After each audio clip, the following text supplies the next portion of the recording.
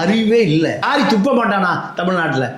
திமுக திருடன் அதே அதிகாரி சொல்லிட்டே இருக்கான். ஒரு மாத காலம் எந்த விதமான மாற்றமும் கிடையாது. விஜய் சாப்பிட்டாரு, தூங்கினாரு, சேர மாத்திட்டாரு, கீழே அந்த நட்டு போயிருச்சு. இதமா செய்தி. நான் வந்து ஒரு சினிமா பிஆர்ஓ அல்ல.